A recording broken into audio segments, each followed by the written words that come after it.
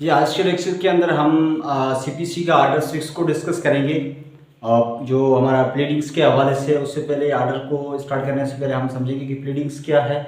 ठीक है ना, प्लीडिंग्स क्या है, उसकी क्या मीनिंग है और उसका पर्पस क्या है, उसको समझने के बाद ही हम बैरेट की लैंग्वेज को स्टार्ट करेंगे, ताकि हमें ये पता चले कि इस आर्डर के अंदर क्या क्या चीज़ें हमने पढ़नी है। जिस तरह से हमने आर्डर 1 को पढ़ा तो सबसे पहले उसका मीनिंग और पर्पस को समझा, उसके बाद ही हमने आर्डर्स को स्टार्ट किया। तो आज भी हम प्लीडिंग्स को समझेंगे कि प्लीडिंग्स है क्या और इस आर्डर के अंदर हम इसको क्यों पढ़ रहे हैं। ये सारी चीज़ें सबसे पहले डिस्कस करेंगे, उसके बाद ही प्लीडिंग्स की जो बैरेट की लैंग्वेज है आर्डर 6 की, उसको हम डिस्कस करेंगे।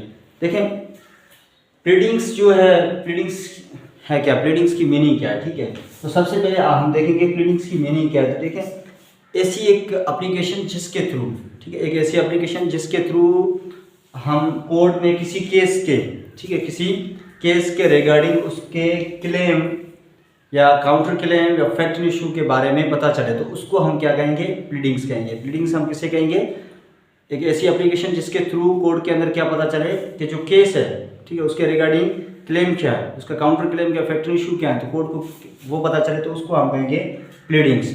अच्छा, प्लीडिंग्स कौन फाइल करता है, प्लीडिंग्स पार्टीज फाइल करती है। ठीक है, पार्टीज। अच्छा, प्लीडिंग्स के अंदर दो चीज़ें आती है, एक आपकी आती है प्लेंट, दूसरी आती है आपकी रिटन स्टेटमेंट। अच्छा, जो प्लेंट फाइल करता है वो प्लेंटिव फाइल करता है, रिटन स्टेटमेंट डिफेंडेंट फाइल करता है। अभी यहाँ पे क्वेश्चन यहाँ पे ये अराइज होता है कि जहाँ पे आपके सेपरेटली ऑर्डर्स दिए गए हैं प्लीडिंग्स के हवाले से, मतलब रिटन स्टेटमेंट के लिए आपका जो ऑर्डर है वो है आपका ऑर्डर 8, ठीक है, और प्लेंट के हवाले से आपका ऑर्डर 7 दिया गया है अलग से सीपीसी के अंदर। तो फिर हम यहाँ पे इसको क्यों पढ़ रहे हैं, ऑर्डर 6 के अंदर हम इसको क्यों पढ़ रहे हैं। देखें, यहाँ पे जो चीज़ है ऑर्डर से, जो हमारा 7 है वो प्लीडिंग्स के हवाले, प्लेंट के हवाले से, उसमें जितने भी रूल्स दिए गए हैं, जो ऑर्डर 7 के अंदर जितने भी रूल्स दिए गए हैं वो सिर्फ प्लेन पे ही अप्लीकेबल है। ठीक है, अप्लीकेबल है, इस पे प्लेन पे ही अप्लीकेबल है। जो भी ऑर्डर 7 के अंदर रूल्स दिए गए वो प्लेन पे अप्लीकेबल है। जो भी ऑर्डर 8 के अंदर रूल्स दिए गए हैं, ठीक है, जो भी ऑर्डर 8 के अंदर रूल्स दिए गए वो रिटन स्टेटमेंट पे ही अप्लीकेबल हैं। मगर जो हमारा ऑर्डर 6 जो है प्लीडिंग्स का, जो हमारे प्लीडिंग्स का ऑर्डर 6 है, उसकी ये ऐसे कॉमन रूल्स हैं जो इन दोनों पे अप्लीकेबल है। ठीक है, मतलब आपके रिटन प्लेंट पे भी वो रूल्स अप्लीकेबल हैं और रिटन स्टेटमेंट पे ही वो रूल्स अप्लीकेबल है। इसलिए यहाँ पे हम इसको डिस्कस कर रहे हैं, या फिर ऐसा समझ लें कि यहाँ पे इसलिए इसको दिया गया है। तो दोनों पे जो ऑर्डर 6 के जो भी रूल्स हैं वो दोनों पे एप्लीकेबल है। कॉमन रूल्स ऐसे हैं जो दोनों पे एप्लीकेबल है, मगर जो रूल 8 के अंदर रूल्स दिए गए हैं वो सिर्फ रिटन स्टेटमेंट पे एप्लीकेबल है, और जो ऑर्डर 7 के अंदर जो रूल्स दिए गए वो सिर्फ प्लेन पे ही एप्लीकेबल है। तो आई होप को ये चीज़ आपको समझ में आ गई होगी कि जो हम ऑर्डर 6 यहाँ पे क्यों पढ़ रहे हैं और यहाँ इसके जो रूल्स हैं किस पे एप्लीकेबल है। ये प्लीडिंग्स की, जो जब हम इसका रूल नंबर 1 पढ़ेंगे तो प्लीडिंग्स की मीनिंग देखेंगे, तो प्लीडिंग्स का मतलब क्या है।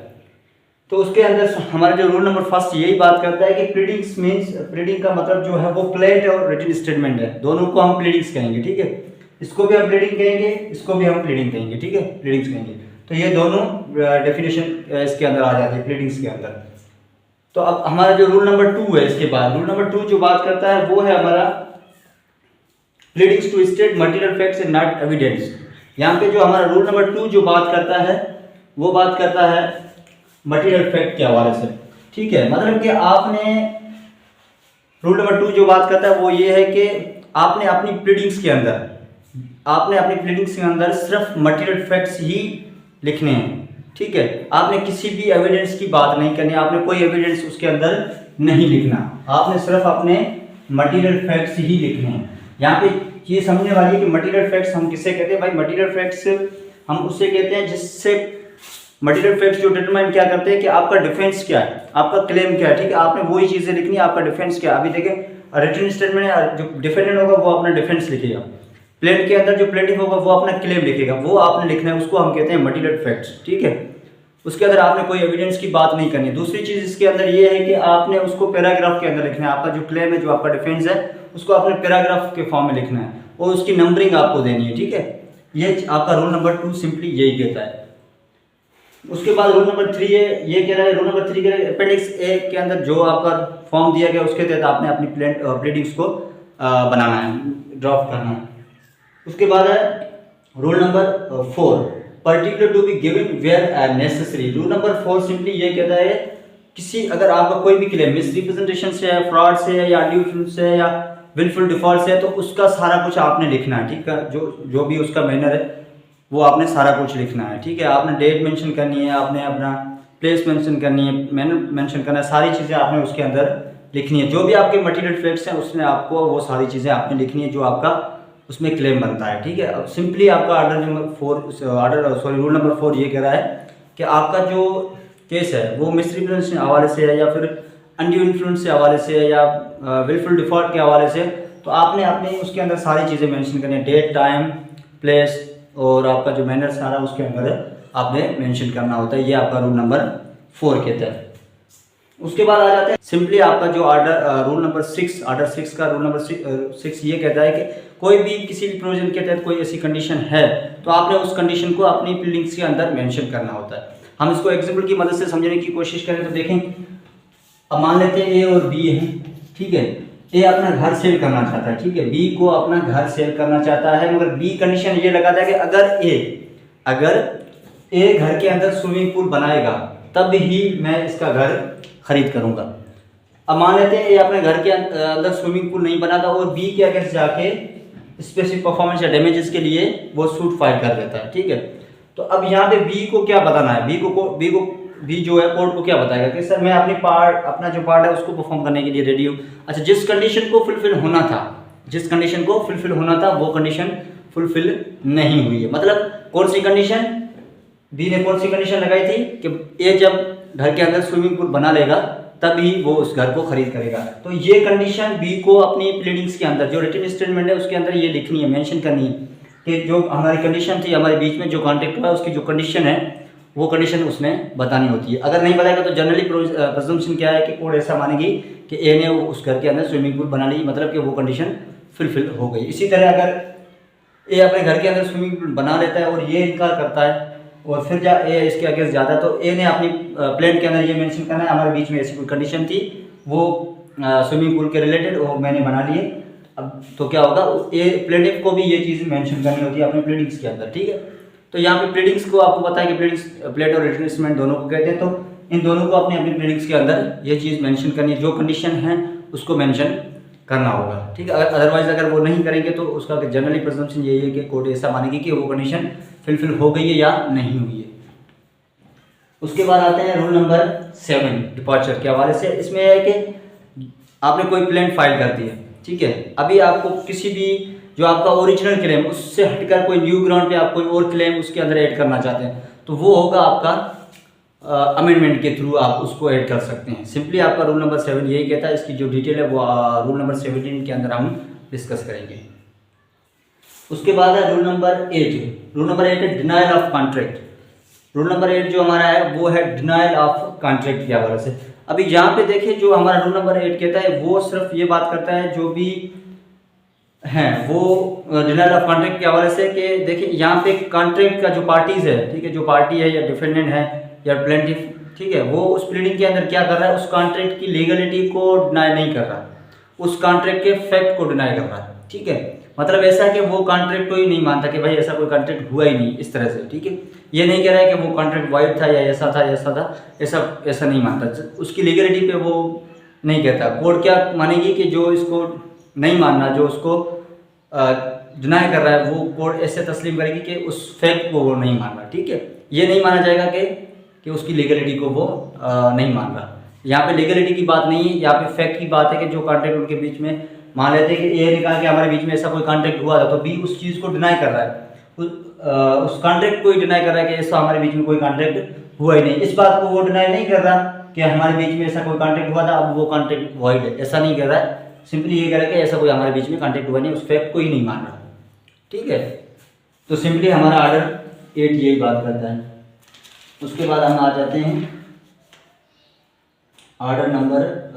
रूल नंबर 9 पे, effect of documents to be stated. अच्छा, जब प्लीडिंग्स के अंदर, ठीक है, जब प्लीडिंग्स के अंदर कोई डॉक्यूमेंट्स आपने ऐड करना है तो उसको आपने एज ए फैक्ट, मतलब मटेरियल फैक्ट्स ही आपने ऐड करने हैं, उसकी कोई डिटेल आपको लिखने की ज़रूरत नहीं होती। अपने प्लीडिंग्स के अंदर आपने जस्ट उस का हवाला दे देना है, जो आप डॉक्यूमेंट्स ऐड कर रहे हैं उसको आपने बता देना है कोर्ट को ये चीज़ें हम ऐड करें, उसका क्या इफेक्ट है वो आपने मेंशन करना है कि इस डॉक्यूमेंट्स का क्या इफेक्ट है आपकी केस पे, वो चीज़ आपने बस मेंशन करनी होती है। बाकी उसकी डिटेल के अंदर जाने की आपको ज़रूरत नहीं होती है, सिंपली आपका रूल नंबर 9 ये कहता है। उसके बाद है rule number 10 malice knowledge etcetera. ठीक है, यहाँ पे जो रूल नंबर आपका जो 10 है वो ये बात करता है, रूल नंबर 10 सिंपली ये कहता है प्लेटिव या डिफेंडेंट की मैलिस, यहाँ पे मैलिस बताता है। ठीक है, अगर किसी की स्टेट ऑफ माइंड के बारे में डिफेंडेंट को या सॉरी प्लेटिव को अगर पता है या डिफेंडेंट को पता है तो उसने सिर्फ उसकी स्टेट ऑफ माइंड के हवाले से ही बताना है। ठीक है, वही चीज़ मेंशन करनी है कि इसकी क्या इंटेंशन थी, क्या इसका स्टेट ऑफ माइंड था, सिंपली ये आपने अपनी प्लीडिंग्स के अंदर बताना है। ये चीज़ आपने उसकी उस पर कोई एविडेंस नहीं देना है, कैसे पता चली, कहाँ से पता चली, वो बात की बात है।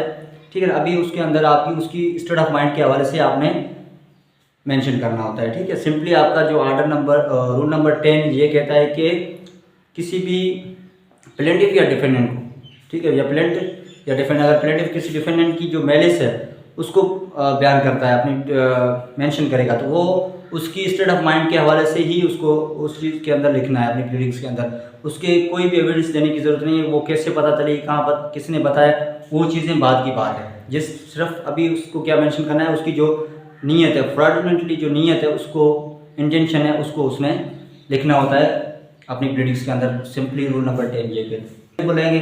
तो देखें, अगर कोई भी एक ऐसा एक्ट है, अभी प्लेंटिफ को ये लगता है कि एक ऐसा कोई एक्ट किया है डिफेंडेंट ने जिसको उसको नॉलेज था मगर उसने वो चीज़ अपनी प्लीडिंग के अंदर मेंशन नहीं की है। ठीक है, उसकी जो इंटेंशन है, जो स्टेट ऑफ माइंड है, उसकी फ्रॉडुलेंटली इंटेंशन है, इसलिए उसने ये चीज़ अपनी प्लीडिंग्स के अंदर मेंशन नहीं की है। तो वो कोर्ट को सिर्फ इतना ही बताएगा कि उसको कैसे पता चली, कहाँ से पता चली, ये बात की बात है। ये नहीं बताएगा कि ये जो इस फैक्ट ये नहीं बताया था इसकी क्या नीयत है, फ्रॉडुलेंट नीयत थी या बदनीयत से इसने ये चीज़ें नहीं बताई, ये इसकी नॉलेज में थी, ये चीज़ें इसको पता थी। ठीक है ना, तो सिंपली आपका ऑर्डर जो रूल ऑर्डर 6 का रूल नंबर 10 यही बात करता है। उसके बाद हम आ जाते हैं रूल नंबर 11 नोटिस के हवाले से। अभी देखें, नोटिस के हवाले से किसी भी अगर प्रोविजन कहते हैं तो किसी को नोटिस देना ज़रूरी है, तो ठीक है, उस नोटिस के हवाला आपको देना उसमें अपनी प्लीडिंग्स के अंदर ज़रूरी होता है। देखिए, जैसे कि हम सेक्शन इसका 80 पढ़ेंगे तो गवर्नमेंट को 2 मंथ पहले नोटिस देना, उसके बाद ही आप उस पर सूट फाइल कर सकते, केस फाइल करेंगे। तो इस तरह से उस नोटिस का हवाला आपने देना है, उस पूरे नोटिस को लिखने की ज़रूरत नहीं। जैसे कि आप अपनी प्लीडिंग्स तैयार कर रहे हैं तो उसके अंदर उस पूरे नोटिस की आपने एज इट इज़ आपने कॉपी करके नहीं लिखना है। ठीक है, जस्ट उसका हवाला देना है कि हाँ इसको मैंने नोटिस दिया था या नहीं दिया था, उस हवाले से आपने बात करनी। नोटिस का मतलब है आपने उसको इन्फॉर्म किया कि नहीं किया। अगर किसी प्रोविजन के तहत कोई नोटिस देना ज़रूरी है अकॉर्डिंग टू रूल 11 के तहत, तो अगर नोटिस देना चाहिए तो उस नोटिस अगर आपने दिया तो उस नोटिस के हवाले से आपने उसका हवाला मेंशन करना है कि हाँ हमने नोटिस दिया था। अगर ज़रूरी है तो उसको कंसाइज फॉर्म में आपने लिखना है, पूरी आपने उसकी लैंग्वेज नहीं लिखनी है। ठीक है, प्लीडिंग्स के अंदर। तो उसके बाद है एम्प्लॉयड कॉन्ट्रैक्ट और रिलेशन। अभी देखें, हमारा रूल नंबर 2 है एम्प्लॉयड कॉन्ट्रैक्ट और रिलेशन के हवाले से। अगर देखें किसी भी कॉन्ट्रैक्ट या रिलेशन का पता सीरीज ऑफ लेटर से या कन्वर्सेशन से या फिर किसी और सर्कमस्टेंस से पता चलता है, ठीक है, किसी और सर्कमस्टेंस से पता चलता है, तो आपने सिर्फ वही चीज़ें मेंशन करनी है। ठीक है, उसका आपने उस लेटर्स को, वो सारी जो लेटर्स हैं या कन्वर्सेशन है, वो सारी आपने उसके अंदर मेंशन करने की आपको ज़रूरत नहीं है। जस्ट उसका आपने हवाला देना है, उसका आपने कंसाइज फॉर्म में उसको आपने लिखना है। कंसाइज फॉर्म में सीरीज ऑफ लेटर्स या फिर जो कन्वर्सेशन हुई है या फिर किसी अदर सर्कमस्टेंस से आपको पता चलता है कि उनका रिलेशन या उनका बीच में जो कॉन्टेक्ट हुआ है उसके हवाले से आपको पता चलता है, उसको आपने कंसाइज फॉर्म में लिखना है। अगर पार्टी को लगता है एक से ज़्यादा रिलेशन या कॉन्ट्रैक्ट के हवाले से अगर उनको ज़रूरी लगता है कि उसको बयान करना ज़रूरी है अपनी प्लीडिंग्स के अंदर, तो उसको भी वो भी बयान कर सकती है, मगर वो भी कंसाइज फॉर्म के अंदर। देखें, मोस्टली अभी जो ओरली ही कॉन्ट्रैक्ट ही होते हैं जो शॉपकीपर वगैरह करते हैं, तो वो चीज़ उनको रसीदें वगैरह मिलती है, वो सारी चीज़ें उसके अंदर नहीं लिखेंगे, बस उनका हवाला देंगे, कंसाइज फॉर्म में लिखेंगे, जो उसका प्रीवियस जो रिकॉर्ड है उसके हवाले से वो बात करेंगे, वो भी कंसाइज फॉर्म के अंदर। आपका सिंपली जो रूल नंबर 12 ये बात करता है। Number 13 presumption of law. Presumption of law के हवाले से अगर देखें कोई भी चीज़ कोर्ट आपकी चीज़ मान रही है, प्रिज्यूम करिए कि हाँ ये आपके फेवर में है या अपोजिट पार्टी पे या इसका बर्डन ऑफ प्रूफ है, तो उस चीज़ को आपने अपनी प्लीडिंग्स के अंदर लाने की आपको ज़रूरत नहीं है, क्योंकि उसको कोर्ट ऑलरेडी इस चीज़ को मान रही है। जैसे कि अभी देखें माइनर ऐसा एग्जाम्पल दें कि फॉर सपोज के जो माइनर है वो कॉन्ट्रैक्ट नहीं कर सकता, ये तो चीज़ कोर्ट इसको प्रिज्यूम कर रही है। ठीक है, ये आप अपनी प्लीडिंग्स के अंदर नहीं बताएंगे कि माइनर कॉन्ट्रैक्ट नहीं कर सकता, इसलिए नहीं कर सकता, ऐसे नहीं कर सकता, ये चीज़ें आपको बताने की जरूरत नहीं, क्योंकि ये कोर्ट इस चीज़ को ऑलरेडी वो प्रिज्यूम कर रही है। ये अपोजिट पार्टी का काम है कि उसने माइनर के साथ कैसे कॉन्ट्रैक्ट किया, वो किस तरह से कॉन्ट्रैक्ट करने के लिए अहल है, वो अपोजिट पार्टी पे बटन ऑफ प्रूफ, ये आप पे नहीं है, ठीक है। तो ये चीज़ें आपने मेंशन नहीं करनी होती अकॉर्डिंग टू रूल नंबर 13 जो प्रिजम्पशन ऑफ लॉ है। जो चीज़ आपके फेवर में है या किसी अदर अपोजिट पार्टी पे मतलब डिफेंडेंट पे उसकी बर्डन ऑफ प्रूफ है, तो उसको आपने अपने प्लीडिंग्स के अंदर लिखने की ज़रूरत नहीं होती, उसको बयान करने की ज़रूरत नहीं होती। उसके बाद है रूल नंबर 14। रूल नंबर 14 कहता है प्लीडिंग्स टू बी साइन, मतलब कि हर प्लीडिंग के अंदर उस पार्टीज की साइन होना और उसकी प्लीडिंग्स की साइन होना लाजमी होती है। अगर प्रोवाइडेड इसका जो है उसके अंदर ये बताया कि अगर पार्टीज अवेलेबल नहीं है, प्रेजेंट नहीं है, एब्सेंट है, तो उसकी जगह उसका अथोराइज पर्सन ही उस प्लीडिंग्स को साइन करेगा, ठीक है। आपको अगर आपने ऑर्डर 3 पढ़ा हुआ एजेंट्स एंड प्लीडर्स, तो आपको पता है कि अथोराइज पर्सन किसे कहते हैं, ठीक है। तो जो हमारा रूल नंबर 14 ये कहता है कि प्लीडिंग्स को पार्टीज और उसके प्लीडर्स साइन करेंगे, अगर पार्टीज अवेलेबल नहीं है तो उसकी जगह पे उसका अथोराइज पर्सन उस प्लीडिंग्स को साइन करेगा, ठीक है। उसके बाद हम आ जाते हैं रूल नंबर 15 पे।